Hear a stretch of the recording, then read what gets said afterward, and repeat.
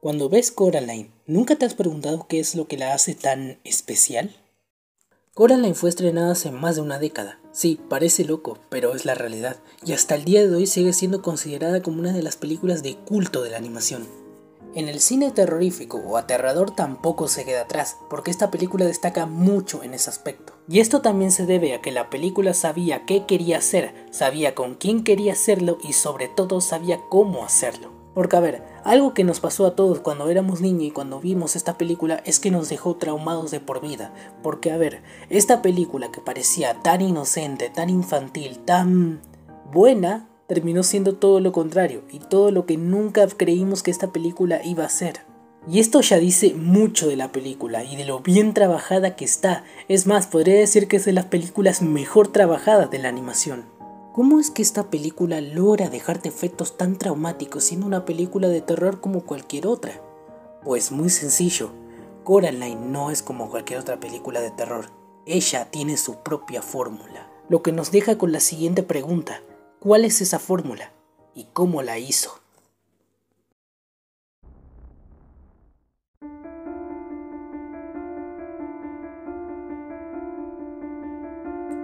Empecemos con lo principal. ¿Qué es el terror? ¿Y cómo transmitirlo al espectador? Esta es una de las cosas que tenemos que tener en cuenta si queremos entender de mejor manera a Coraline. Pero si ya directamente quieres saber todo sobre Coraline, salta directamente a este minuto. El terror es el miedo. Es una sensación de angustia provocada por la presencia de peligro, ya sea real o imaginaria. En este género hay un reto por superar y es el cómo transmitir ese peligro al espectador, cómo haces para que lo sienta. La solución que encontró este género para transmitir ese peligro, y es algo que la mayoría de películas hasta el día de hoy lo siguen utilizando, es poner a un monstruo como figura antagónica para representar ese peligro, es decir, que se oponga al protagonista. Esto ya vendría siendo la base más común del género de terror. Y tal como dije, es algo que se sigue utilizando hasta el día de hoy porque es una fórmula que funciona perfectamente por sí sola. Cuando ves una película de terror ya es suficiente para que tengas miedo, pero cuando te das cuenta de que hay alguien o hay algo en esa película, es donde la presencia de peligro empieza a sentirse. Y esto todavía puede aumentar y puede empeorar, y es cuando el monstruo o la criatura no se presenta. Es ahí en el momento en donde tú te la imaginas de la peor manera, de cómo será o cómo va a ser. Ahora, la base perfecta ya la tenemos, nada más falta tener un buen ritmo para la película. No va a servir de nada tener todas esas bases si no sabes cómo mantener al espectador al tanto de lo que está sucediendo. Algo que normalmente utiliza este género para asegurarse de que el espectador esté despierto cuando ve la película es asaltarle cosas en la cara con sonidos fuertes, o como comúnmente se les dice, jumpscares. Algo que no es algo que esté mal como muchos otros piensan, porque al final termina consiguiendo lo que se propone, que es asustarte. Lo que pasa con esta herramienta es que se suele tener dos problemas cuando no se sabe comprender al 100% de este recurso. La más común de todas es no saber implementarla. Y a ver, sé lo que me vas a decir, ¿y cómo quieres que la implemente? Es una estupidez, o sea, es asaltarle algo en la cara. Y sí, acá te voy a dar toda la razón, pero no puedes compararme un jumpscare predecible con uno impredecible. ¿Se entiende la diferencia? Muchas veces suele suceder que cuando una película de terror quiere asustarte, nunca se da cuenta de que ya te avisó de que te va a asustar. Por ejemplo, cuando hay una escena en donde se nos muestra un plano totalmente vacío, la cámara se va alejando lentamente y de repente... Sí, eso. Otro caso y uno de los más predecibles en este género es cuando el protagonista o el personaje ve algo raro, se va acercando lentamente y de repente... Sí, también eso. Este es en el caso de Annabelle, que no busco demeritarla ni nada, es una gran película de terror, eso es lo que cabe aclarar. A lo que voy principalmente es que Annabelle cae en este mismo problema en el que estamos hablando, y lo que es peor es que también cae en el segundo, el abuso. Los jumpscares no son malas herramientas, pero sí lo son si los terminas usando muchas veces en las películas. Ya aburre y cansa.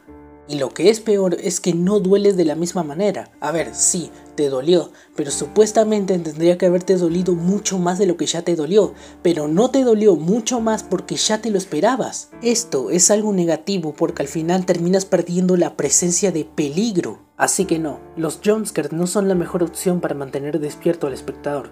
Un tiempo sí, pero no todo el tiempo. Esto es algo que quiero dejar bien en claro, porque es algo que Coraline no utilizó y supo perfectamente que no tenía que abusar de este recurso. Y esto lo digo porque utilizó otros dos elementos que muchas películas también utilizan. Y que ojo, no estoy hablando simplemente de las de terror, sino otras películas que no son de terror pero que tienen estos dos elementos para provocar tensión al espectador, incluso para ser más oscuras. Y esa es la ambientación y sobre todo la inquietud. Siempre que el protagonista o el personaje está en estado de alerta, la ambientación juega un papel muy importante dentro de la película, ya que es el conducto para generar aquel estado de nerviosismo que genera preocupación de no saber de lo que hay ahí, preocupación de que algo no anda bien en este lugar. Películas de terror como Saw nos enseña y nos muestra que el terror no es solamente un monstruo que quiere asesinar porque sí, sino que a veces el terror está más en la inquietud y en la ambientación dentro de la escena. Saw no tiene jumpscares, tampoco tiene un monstruo que mata porque sí. Bueno, a ver, sí, pero no tanto como los otros. El terror de Saw está en nosotros mismos, en que nosotros vemos, escuchamos y hasta sentimos lo que sienten esas personas que literalmente no sabemos por qué están ahí, pero sí sabemos que van a morir y que tienen que buscar la forma de escapar. Y el miedo no solo está en que van a morir los personajes, sino en qué va a pasar para que mueran esos personajes. Y nosotros vemos cómo estos los llevan a la locura y todas las cosas que terminan haciendo para lograr escapar y vivir. Nosotros como espectador vemos y escuchamos todo lo que pasa en la película, incluso lo que los protagonistas no saben. Y eso hace que sintamos una ansiedad que después eso se convertirá en inquietud. Y sí, gente, eso es lo que es el terror. Esto es la fórmula verdadera del terror. Esto es lo que hace a una buena película de terror.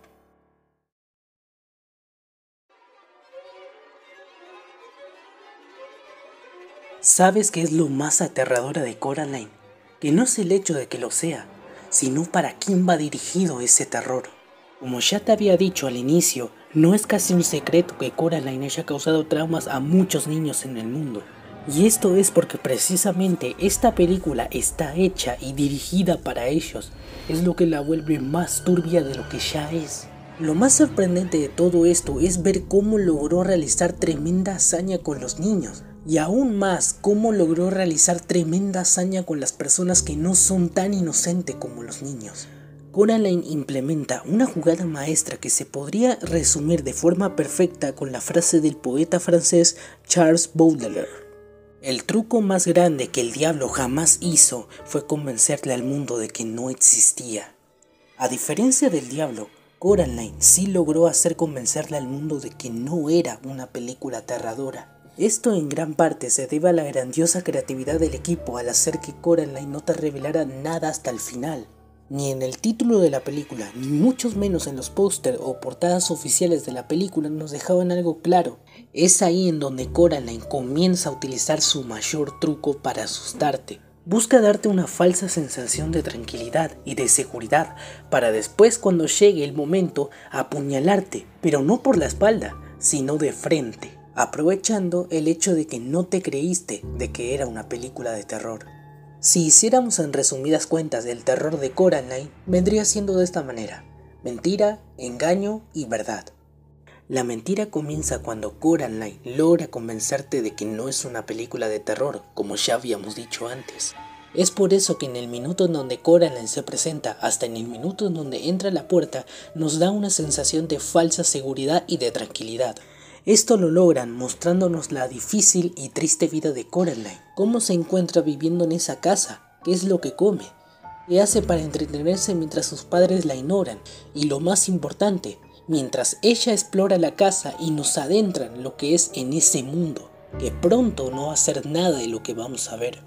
Ya una vez entrando a la otra casa y conociendo a la otra madre, nos sentimos como Coraline en esta parte. No tenemos idea de lo que está pasando, tenemos muchas dudas y, lo más importante, sentimos que algo nos está engañando. Se siente increíblemente confuso y hasta raro encontrarnos a estos padres que no se parecían a nada a los que tenían Coraline. nos da una sensación de confusión, de que algo no anda bien en este lugar. Como ya mencioné antes, el engaño es algo que se siente en esta parte, y es algo que curiosamente la película nos deja muchos detalles a la vista. Desde el rayo en forma de mano que aparece en la ventana, que sí, aunque no se note bien y sean unos pocos segundos, nos dice mucho de lo que va a pasar a continuación. Otro caso similar es cuando el otro padre está hablando con Coraline y por accidente casi se le sale la máscara, dándonos a entender que no era lo que parecía ser. En este punto la película lo que nos está haciendo es advertirnos de que algo no está bien en este lugar y que nos están engañando, y que como sigamos así ignorando todos estos detalles vamos a pasarla mal. E incluso fuera de la casa la película nos advierte de manera directa, es decir, a la cara nos dice de que algo va a pasar. Desde el señor Bobinsky diciéndole a Coraline de que los ratones le habían dicho de que no entrara a la puerta secreta. Aún más directos son las vecinas que le dicen a Coraline el futuro después de haber tomado esa taza de té, en donde literalmente a la cara y en el primer plano te lo muestran una mano aterradora, dándonos a entender de que Coraline está en un gran peligro. Y por último tenemos a Wavy contándole la historia a Coraline de una niña que también vivía en ese lugar y que desapareció. Pero nada de esto se compara al detalle tan oculto que estaba en la película y que no te das cuenta hasta que te terminas de ver la película, y es precisamente la muñeca de Coraline. Y es que de verdad, no puedo evitar sentir escalofríos al saber el contexto de por qué esa muñeca estaba ahí durante toda la película. Esta muñeca tiene como propósito expiar la vida de Coraline, para saber si está feliz o no con su vida.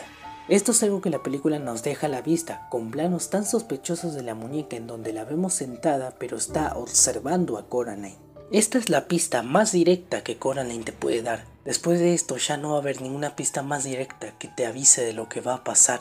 Ahora, ¿por qué la película nos avisa de lo que va a pasar? Es decir, ya con advertiendo ya arruinó toda la sorpresa, ya no hay forma de que nos asuste.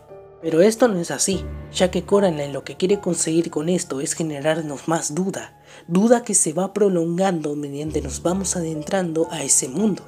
Eso es lo que Coraline quiere conseguir. ¿Se acuerdan cuando dije que nosotros estábamos igual de confundidos que Coraline cuando entró a ese mundo? Bueno, aún más estamos confundidos después de que todos los personajes ya nos están avisando de que algo va a ocurrir. Ahí surge la duda, ¿de qué nos están avisando? ¿Por qué se preocupan tanto por eso?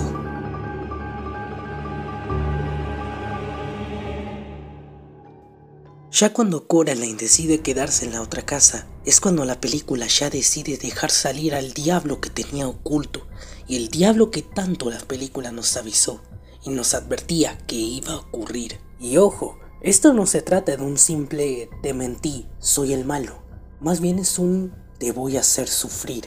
Ya que en esta parte de la película es cuando todo lo que parecía alegre y divertido ahora es un infierno.